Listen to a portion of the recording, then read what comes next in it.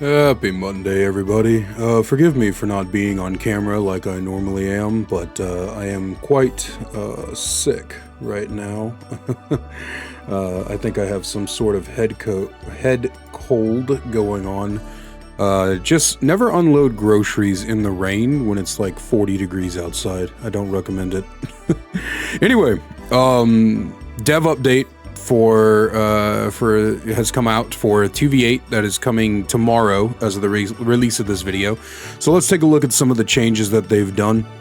Now, I will say that 2v8 is not really something that I personally care that much about. I mean, it was enjoyable enough, but there was nothing really that like had me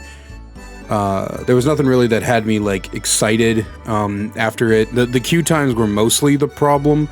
So we'll see if, you know, what kind of changes they might have implemented to fix that. Says, the beloved 2v8 mode is returning. A lot has changed since the first version, so much that we couldn't squeeze it into our regular developer update. We're going to dive into all of it today. Before we get started, it's important to note that everything below only applies to the 2v8 mode and will not affect regular matches. Cages change. Survivors are now sent to cages after being picked up by a killer rather than by stomping. When a survivor is near a caged survivor, the cage will no longer move, even if there is a killer nearby. Survivors perform the unhook action 15% while a killer is nearby. Dev notes, flashlights didn't serve much purpose in the original version of this mode, as there weren't many opportunities to make a save. Killers now need to pick up a survivor before sending them to the cage, giving survivors a chance to use their flashlight. To prevent killers from camping a caged survivor, the cage normally would disappear and reappear randomly. This created some frustrating moments where someone was about to make a save only for the cage to move. We have changed this so the cage no longer moves. So this is an incredibly gigantic buff to survivors within this mode. I don't know how I feel about the first part. The caged part is fine. I think that's all okay. But the first part is I'm kind of weary of, because at the end of the day, the whole point of the stomp to send to a cage was to save time on the fact that you were playing against 8 survivors, and up to 4 of those survivors could have Gen Rush available. So I'm a little bit worried for that. It's more time wasted for no real reason other than to give flashlights a purpose in the mode. But I mean, just disable flashlights from being found in chests. What do I know? But yeah, let's see what else they got though. I mean, it could end up being null and void depending on the rest of the changes. Generators. Generator repair speeds are reduced by 5% for each generator completed. Okay, all right. Generator repair speeds are increased by 2.5% for each cage stage. What? 2v8 matches tend to be chaotic and swing heavily in favor of one role or the other. To help keep things from spiraling out of control early in a match, we have introduced a catch-up mechanic. The better the survivors are doing, the slower repairs will be, and vice versa. In a close match, these effects will cancel each other out. Will they, though? Will they? Mathematically, that doesn't seem to add up. Generator auras are only visible to killers within 64 meters. Why? Generators being repaired by 2 or more survivors are revealed to killers regardless of range. Okay. Survivors running around, the number of auras revealed can be overwhelming. These changes will reduce the number of auras shown at any given time and instead highlight the important auras when they are necessary. I don't know about that one. Not being able to see the generators at a certain point makes it difficult to accurately patrol, but I don't know about this one. I don't know about that one. Base kit discordance though is interesting. Okay.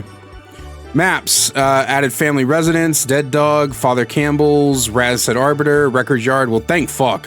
More than just 3 maps is great. One of the problems with the other 2v8 was the repetitiveness. So, you know, I'm down for that, sure. The Blight.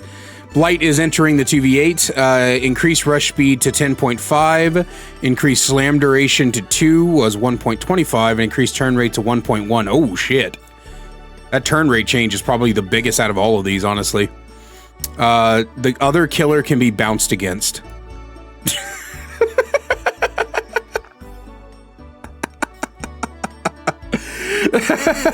So funny. Okay, yeah, no, I'm down. The spirit, increase phase duration to 8 seconds, increase phase recharge to 66, increase phase movement speed to 1.8. Okay.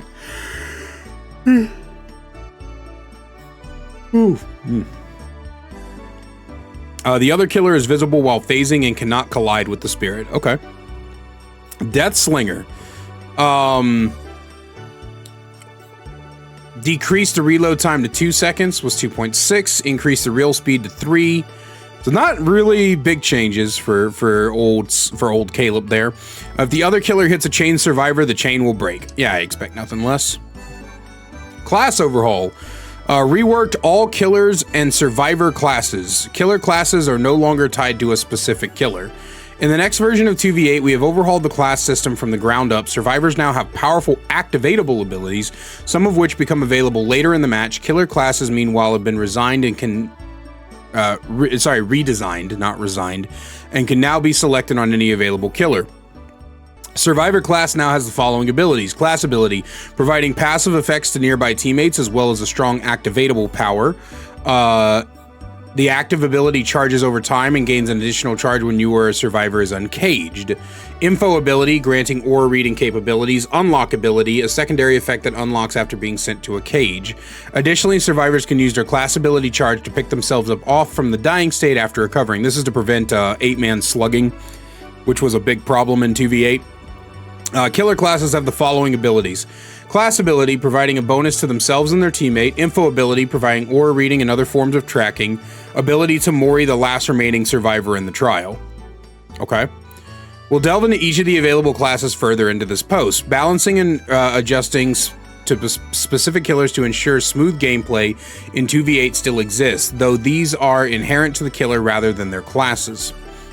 Base killer effects. Damaging a generator reveals the aura of the survivors within 20 meters for 5 seconds. When starting a chase with a survivor, reveal their aura to the other killer for 5 seconds. I think I muted that in time. Sorry, I sneezed. Whoops. This aura is removed if the other killer enters a 16-meter radius. Returning. When a generator is completed, survivors with no cage states are revealed to both killers for 10 seconds. Though classes are changing, we wanted to preserve the integral aura reveal when chasing a survivor from the first version of 2v8. We also added an aura reveal effect to damaging generators to ensure the mode stays fast-paced. These abilities are available to all killers regardless of their class. Killer classes. Shadow.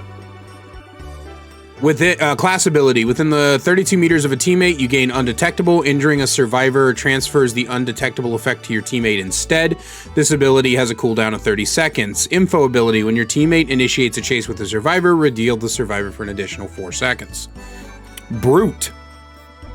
Class ability. Perform the break action 25% faster. Doing so grants a teammate within 32 meters 10% haste for 8 seconds.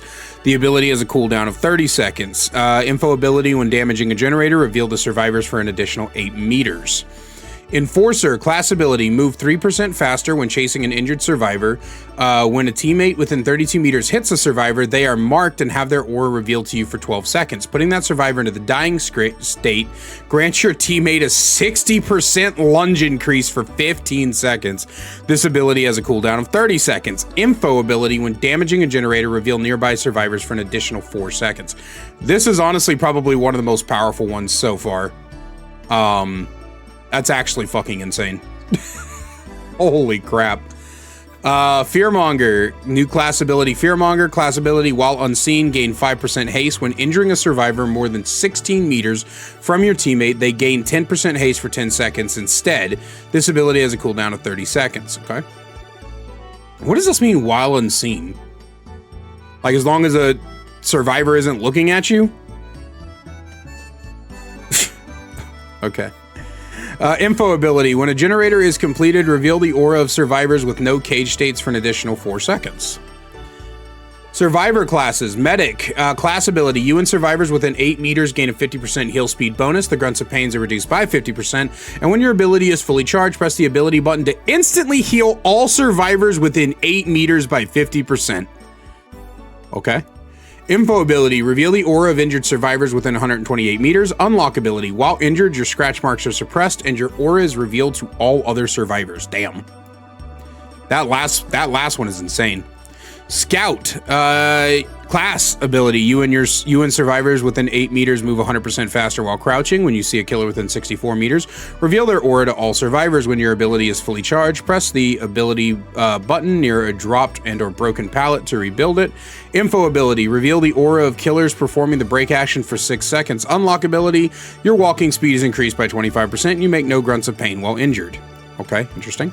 Guide. Class ability, you and survivors within 8 meters gain an additional 3% bonus progress from great skill checks, and repair sounds are 50% quieter. When your ability is fully charged, press the ability button to grant nearby survivors 8% repair speed for 10 seconds.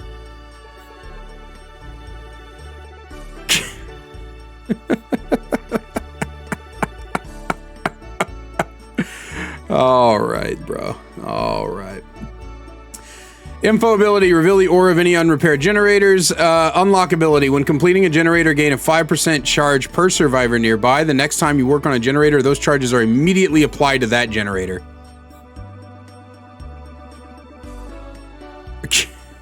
Okay. All right. Escapist. Class ability, when you are a survivor within 8 meters of you start sprinting, gain 50% haste for 3 seconds. This causes exhaustion for 20 seconds and cannot be activated while exhausted. When your active ability is fully charged, press the active ability button to make all rushed actions silent for you and nearby survivors for 8 seconds. Reveal the aura of pallets and vaults within 16 meters, and unlock ability, gain the ability to heal yourself without a med kit for 70% of the normal healing speed. Weakest one in here is probably Scout. Then Escapist. Medic is second strongest, and Guide is just fucking powerful. You get like fucking like 3, maybe 4, or 4 survivors with Guide, and gens are just gonna fucking fly, man. That's crazy. Killer updates. While classes are being overhauled, we took this opportunity to touch up some of the killers and integrate some of their previous class effects in their base kit. As with everything in this post, these changes will be only apply to 2v8. Trapper, new. Trap auras are now visible to your teammate. Change, increase haste after setting a bear trap to 15%. Change, your teammate cannot trigger bear traps. Okay. How about just letting him start with all his fucking traps? No? We're still gonna fight against that to tooth and nail. I swear, like, no matter what modes come out, no matter what alternative gameplay, no matter what happens, Trapper is never going to ever be able to spawn with all of his traps until the day this game dies, for reasons I just cannot discern. The Wraith. Change, increase action speeds for breaking pallets by 60% while cloaked. Okay. The Hillbilly. The chainsaw will now instantly down healthy survivors. Ooh. Oh! Oh! Oh, I'm about to be a fucking menace. Okay.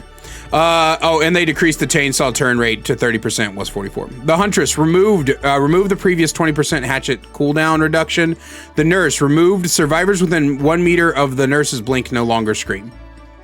Okay. I see nothing that is going to help the queue times. The biggest problem with 2v8 was the killer queue times. I don't think anything about Survivor makes the gameplay any different. Adding new killers to the mix seems like a good idea. Hopefully not everybody's going to be trying to queue Huntress this time around, so maybe that will help, but I'm not sure, because the problem is that even when you would like duo queue, the queues wouldn't be that much faster because nobody wanted to play Survivor. So we can only hope that what happens is the Survivor class, the Survivor class, like more people want to play Survivor, and that the novelty of 2v8 has worn off a little bit. But I am kind of concerned for the queue times. I don't see anything in here that's going to help that, but as always, let me know what you guys think, and a great big special thank you to my channel members listed on screen now. If you want to find out how to become a channel member today, get awesome perks like seeing videos early, merch discount codes, and more, then please click that join button down below. I love you guys so much, and I will see you in the next one. Oh, and also a very quick update, guys, especially if you're one of my people who normally watch streams. I will not be streaming for today, and possibly, well, no, we'll be streaming on Tuesday because I have a collaboration with Chai that I am going to be filming. But yeah, for today, there's going to be no streams as well because I am still very sick. But I hope you guys enjoyed the video regardless. And yeah, I'll see you guys in the next one. Need more Kaiser in your life? Well, I've got you covered. Check out my second channel, The Kaiser Extras, where I upload full gameplays, stream compilations, me reacting to your Dead by Daylight clips, and more. We also upload a daily short with all the greatest clips from stream. We'll see you over there. Link is in the description.